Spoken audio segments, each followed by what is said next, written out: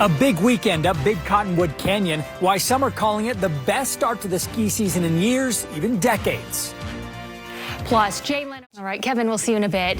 Well, the bone-chilling temperatures a boon for Utah ski resorts. Yeah, they saw a huge opening this weekend with the biggest snow totals they have seen at the start of the season in years now. And the crowds certainly showed up. Yes, they did. News specialist Matt Rascone is live at the mouth of Big Cottonwood Canyon tonight for us with a closer look at those numbers and also what they expect to see this season. Hey, Matt.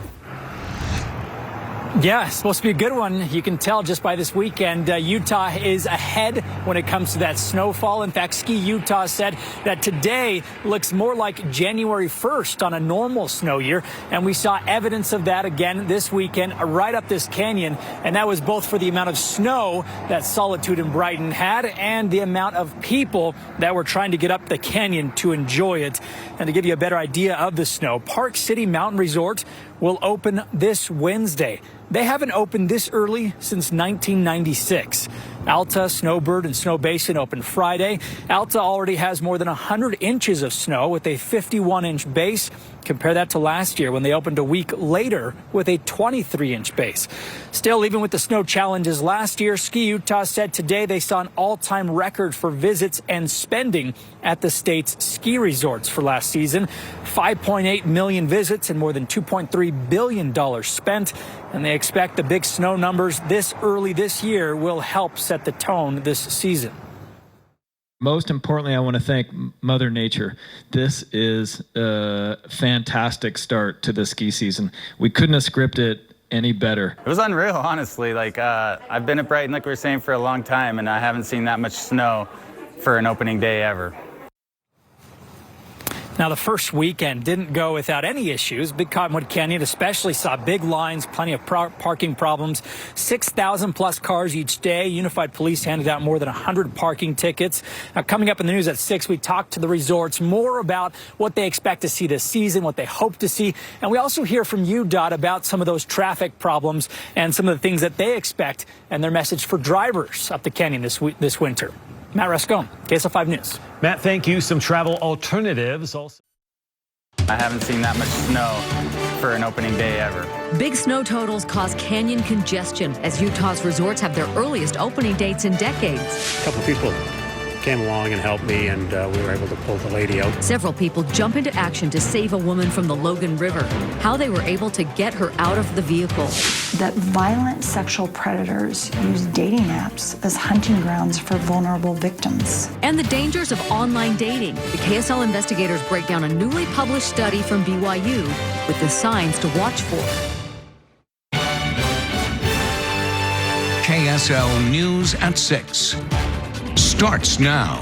Good evening. Utah's ski season kicked off with some of the biggest snow totals resorts have seen in years. And with that snow comes more crowds. Yes, it does. News specialist Matt Rascone's at Big Cottonwood Canyon tonight, where people lined up over the weekend. Matt, what are ski resorts expecting this season? Yeah, Mike and Deanie, so far it looks more like January up the canyon. And of course, resorts hope it stays that way. But they're also mindful traffic could be an issue with no UTA bus service available until December 10th. And so many who are eager to enjoy the early snow. We couldn't have asked for a better setup for opening. Heading into a new ski season. It was unreal, honestly. It only makes sense. It took time for us to dig out and actually get it together to be able to open. The bigger the snow totals, the bigger the crowds. And considering the slopes today look more like they normally would in January. It is a winter wonderland. It's not surprising people lined up. When it's all of northern Utah coming to one canyon at once, you could expect that. UDOT saw more than 6,000 cars head up the Cottonwood Canyons each day over the weekend. Roadway parking got out of control. Unified Police dished out more than 100 parking tickets. And roadway operations manager Jake Brown says, for good reason. It causes major traffic issues and becomes a safety hazard. Traffic comes with the territory. And UDOT doesn't expect anything different in the canyons this season as they continue reviewing thousands of comments on the proposed gondola. Plan your trip. Ski resorts encourage carpooling. Alta is doing weekend parking reservations. It really helped with that traffic congestion. Getting to the slopes may continue to take some time. But with all the snow so far, Early snow like this sets the tone for the season. Resorts say you can also expect more room to spread out on the mountain.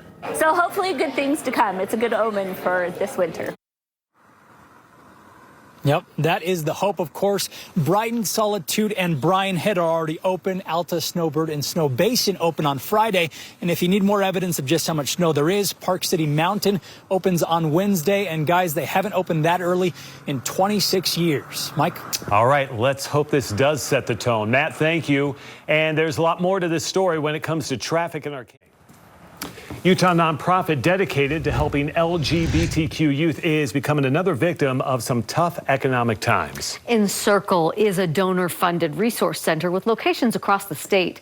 News specialist Debbie Worthen spoke exclusively with the founder tonight after she gave her team some bad news. Debbie?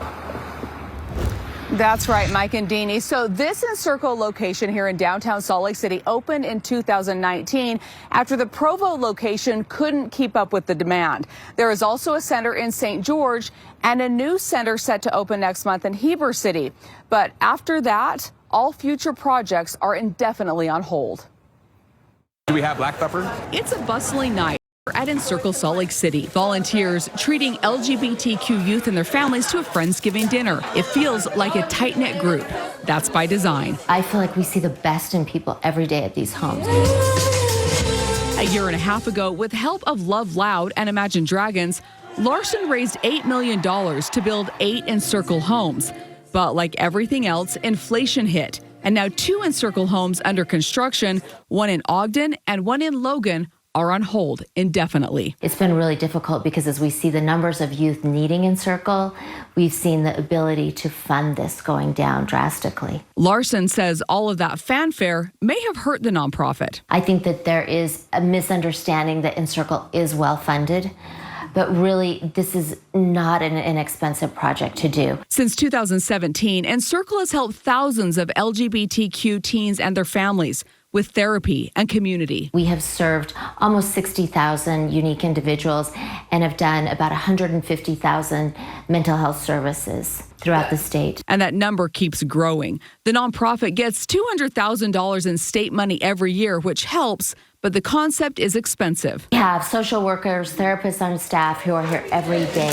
What's the dash? Volunteers like Brett Riding and his team from Apple, who on this night are helping prepare a Thanksgiving dinner, are a huge help. You can just tell that, people really appreciate the Encircle family. Riding says Encircle is one of his team's favorite places to help, and you can see why when you walk in this room. And being able to be part of that whenever we can really does bring us a lot of excitement. Now, those 2 locations in Ogden and Logan were set to open next spring. Right now, there is no projected date on when they will have enough money to finish those. Back to you. Yeah, it just goes to show keeping these nonprofits up and running is a tough task. All right, Debbie, thank you. Park City Resort announced today.